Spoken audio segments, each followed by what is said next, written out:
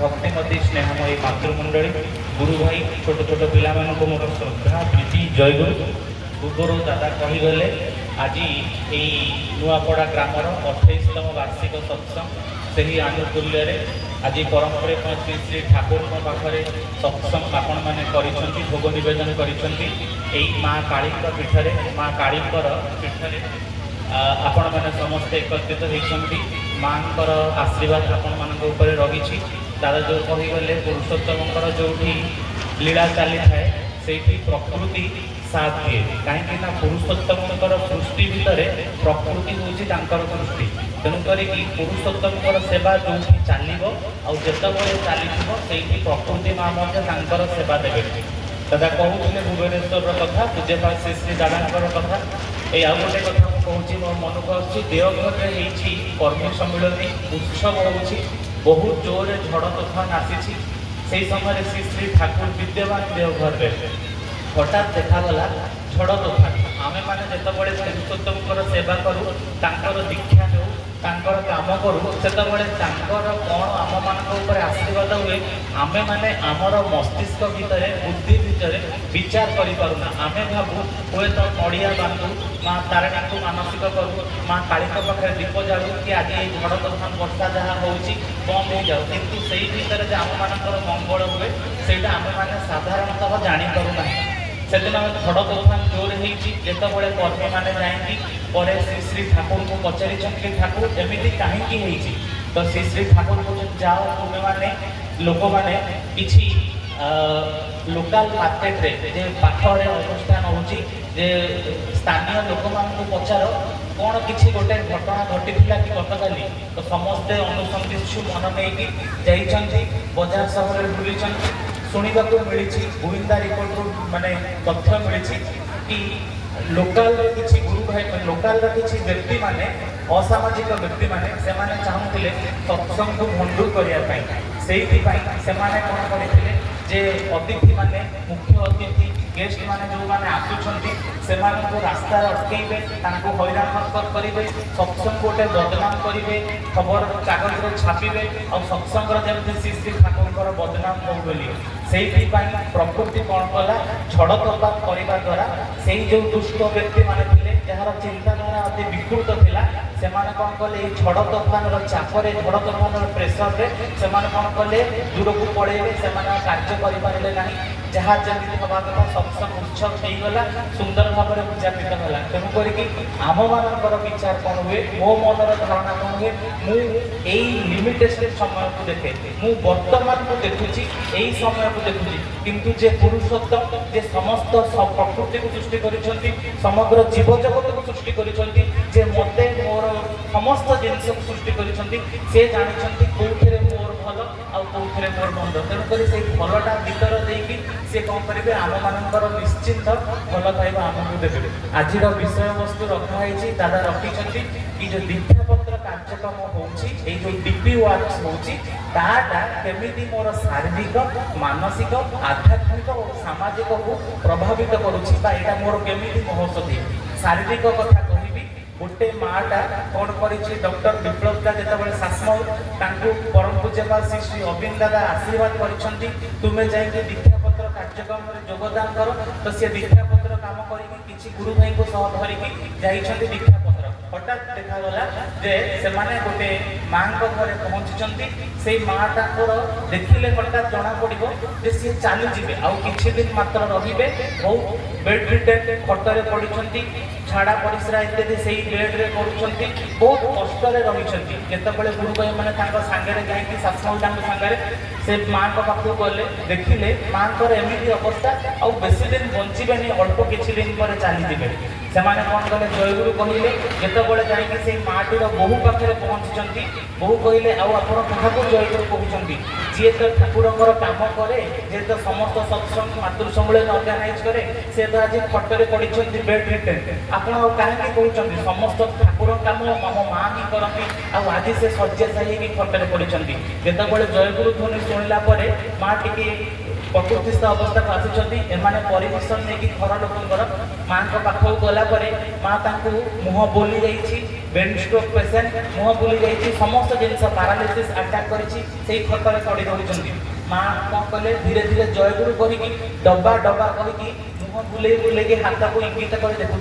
परिवार लोक मैंने पुओ बोहू मैंने नाती नातुणी मैंने से कहले कि ये जो इंगित करुँच कि इष्टवृत्तिर डब्बा रखी बहुत दिन है इष्टवृत्ति प्रेरणा कर श्री ठाकुर पाखक से कष्ट अच्छा तो एमाने कौन कले जिते परिवार लोक मैंने डब्बा आनिकी गुरु भाई मान को देले बहुत दिन संचित होता जो इष्टवृत्ति अर्घ्य ठाकुर पाखे पहुँचाया माँ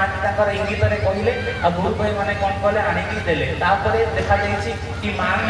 शरीर टिके सुस्थ हबार लगी तो यहीटा हूँ शारीरिक डीपी वर्क कले केवल मोर नुहे से दिन आचार्य कहते जड़े माँ को आचार्य कहते गोटे जगह को बाहरी हठात गोटे माटे हाथ को हल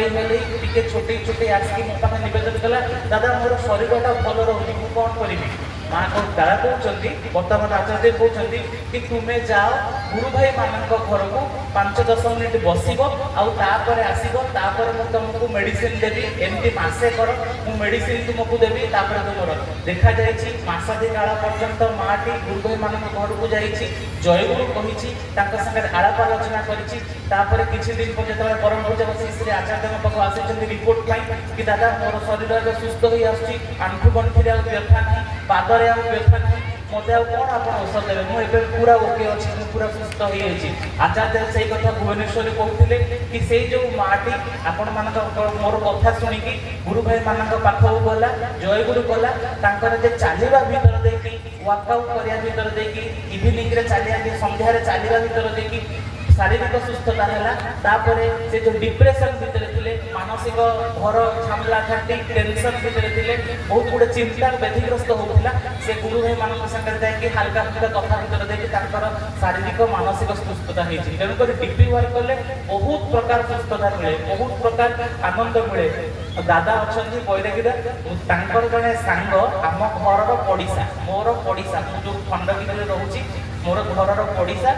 दादा सांग बहुत थोड़ा सत्संग होती दादा भी जाइए कथा कौन मौसा होती डिवाइन लाइफ सोसाइटी मेम्बर घर ये Banamalipur divine life society member कि पुओ झील स्त्री समस्ते दीक्षित और स्वस्थ होती घरे बहुत थर सत्संग हुए झील मैंने बहुत ठाकुर कार्य करती डीपी वर्क करती गोटे झील इंजीनियर आ गोटे झील डॉक्टर आ गोटे गवर्नमेंट चाकरी कर तो आम किसी दिन पूर्व डीपी वर्क करूँ मो घर पाखे जड़े दीप्ति दादा रोचे पुओ आम किसी मिसिकी बसलु तो मौसा कौन करती जदि दीक्षा नहीं ना कि सत्संग सपोर्ट करती किंतु विशेष कर देखा जाए कथबार्ता से हुए तो मैंने आमर कथबार्ता सागर हुए तो एत भाव हो पारे तो दिनकर कौन है आम घर पाखे गोटे चांदीटे या कदम गछ लगे से आम दिज बसिक प्लान आउट करूँ कुआड़े आज जीवा डीपी वर्क क्या घर को जीवा कौन करिया तो से समय मौसा कौन कर सैकेल देकी जाऊँच आम देखिलु जो बड़े सैकेल मुझे किसी कहली साधारणतः जी दीक्षा नहीं जयगुरु कहवा टी कष्ट हुए मैंने मो कहूँ तो मुझे किसी कहले मोर नीरव बस मो पाखे जो दादा पुओ थे से भाई जनक जयगुरु घर सत्संग जेहेतु सी जयगुरु कहते सी जाने ना दीक्षा नहीं मैंने सी स्वामी शिवानंद चिदानंद सरस्वती डिवोटी तो ये जयगुरु कहीकि सी सैकेल पलैले ये मो पाखे बस रही किसी सेकेंड पर मुझे कहूँ मौसा दीक्षा देने तुम जयगुरु कल सी भावे काले कमेंट मारिल बोली काले सी कौन दीटा मुहर शुणेदेले भल लगे ना ना मुझे तो जयगुरु कही ठाकुर उद्देश्य कही मो गुरुंर जय हो जी जहाँ भाविला मोर कौन जाऊँगी एत कथा सरी सागे सागे मौसा सैकेल रिटर्न करके आम बाहर जा मुझे गला सैला आज निश्चित दीपित सका सका मिल कौन डीपी वर्क आज्ञा देखो सामाजिक स्तर में केमी डेभलप डीपी वर्क कले तो मौसा आसिक कहते आनंद मो घर सामने गोटे टेलर परिवार रोचे मुझे आज्ञा मौसा मुझे जानी ना घरे 4-5टा पिला रोचे भर 3टा दीक्षा नहीं आउ 2टा दीक्षा नहीं ना तू टे आरेंज करके ऋतिक दादा क्या डाक दीक्षा दीटा कर अदीक्षित लोक जे दीक्षा नहीं ना से भी डीपी वर्क्स प्रभाव एमती हुए कौन हुए ना सामाजिक आमर डेभलपमेंट हुए बहुत गुड़े डेभलपमेंट आम जहाँ को जानूने आम जहाँ को बुझुने बहुत गुड़े डेभलपमेंट डीपी वर्क्स भितर से दिन जन डॉक्टर दंपति जाइए आचार्य बापा को नवेदन करने दादा कहते दादा कहते कि आमर मु एते बड़ डॉक्टर मोर दरमा मोर टंका पैसा किसी अभाव ना किंतु गोटे अभाव मोर जे फैमिली डिस्टर्बांस रोची मोर परिवार डिस्टर्बांस रोची मु कौन करी तो यही कथा आचार्य कहते कि आप केतटा पर्यंत डिस्पेंसरी रोचंती आज्ञा 5टा पर्यंत आउ राति रे जाइकी मु कोन निज घरे जाइकी रोगी देखुची आउ एमटी हे जाउथे समय दे करनी परिवार तो आचार्य कहउचंती आपण गोटे काम करंतु 5टा पर्यंत रोगी देखिबे आउ रोगी देखिबे नाही रोगी मानकु निवेदन करिकि कहिबे कि देखंतु मोर समयर सीमा सरी जाईची आपण माने आसंता काली आसंतु तो आचार्य देवकर आशीर्वाद क्रमे डॉक्टर महाशय जायक सेई कथा कहिसंती आउ कहिसंती इवनिंग समय रे ए संध्या समय रे तुमे तुमर सहधर्मिणी को नेकी फिल्म जीव सिनेमा हॉल जीव शॉपिंग मॉल जीव किछि जदि शॉपिंग मॉल आउ सिनेमा हॉल नाही ताहाले गुरु भाई मानक घर को जीव कथाबार्ता विपद हबो भल मंद खोज खबर नेकी पुनर्बार फेरी आसीबो तो परम पूज्य पद श्री श्री आचार्य देवकर आशीर्वाद क्रमे डॉक्टर दंपति जनक तांकर स्त्री के साथ कथाबार्ता हेकी म्यूचुअल अंडरस्टैंडिंग रखिकी से माने कोन करिसथि गुरु भाई जदियो से अंचल रे सिनेमा हॉल की भल शॉपिंग मॉल नाही गुरु भाई मानक घर को जाइछंती जयगुरु इत्यादि पढ़ी बसिछंती आलाप आलोचना करिछंती चाहा पकुड़ी खाइछंती एमती किछि दिन करिया भीतर देखि जे गुरु भाई और मानकर भीतर जो तांकर भल पाइबा देखि स्वामी स्त्री भीतर से माने कोन करिछंती निज भीतर भी सेही गुणटा को इंट्रोड्यूस करिछंती बा पालन करिछंती करिया भीतर देखि सेही स्वामी स्त्री पर शरीरटा सुस्थ होई उठिछि मानसिक दिगरे मध्य से माने सुस्थ होई उठिछंती परमुहूर्त राशि श्री श्री आचार्य देवक पाखक निवेदन करिछंती कि दादा आपनकर कहिबा अनुसार आमे जे बुलिलु हमर ए मानसिक जगत शारीरिक जगत रे आमे सुस्थ होई उठिछु तेनु करी डीपी वर्क होछि वास्तव रे गोटे महौषधि महाराष्ट्र नांदोड़ रे पिला माने जेतबेले हमर डीपी वर्क जाई गले 4 जण मात्र शिक्षा नैचंती किंतु ए 4 जण को हम पिला माने कोनोसी मते पाई पारु नांती समस्ते निराश होती संध्या गोटे बासन कुसन दुकान को जाइछंती से बासन कुसन दुकान को जीवा भितर आसंता काली गोटे उपयोजना केन्द्र उद्बोधन हम से श्री श्री ठाकुर स्टील रे गोटे आस्थान किनिया जाइछंती हठात देखिले जेतेबेले कि एई माने समस्ते धोला धोती पिंधिछंती पंजाबी फतेई पिंधिछंती तो दुकानी मनरे गोटे कौतूहल सृष्टि है कि आपण मैंने कौ अनुष्ठान आसी सी कहले आम मैंने सत्संग आश्रम देवघर आसीचु आमको आमर आचार्य देव पठे कि यही अंचल में गुरु भाई अच्छा 4 जण व्यक्ति से खोज करने से भल अच्छा मंद अच्छा सुस्थ अच्छा असुस्थ अच्छा तार खोज करना आमको आचार्य देव पठे तो देखिए कौ 4 जन को लोक 4 जन को लोक जो लिस्ट पठेदेले से दुकानी मालिक को दुकानी कहला यही 2 जन भर 4 जन भर 2 जन को मुझे जानी से मोर जो पड़ीसा बासन दुकान अच्छी से दुकान मालिक तो हठात कौन कला ये दुकान मालिक जाकि डाकी आणिला आ जो 2 जन अलगा रहिले से मानकर परिजन बा बंधु बांधव मिसिक 4 जन से उत्तर प्रदेश रे दीक्षा नहीं बहुत दिन आगुरी कौन से आसिकी एठी नांदोड़ रही कौन है आसिकी श्री श्री ठाकुर काम करेंगे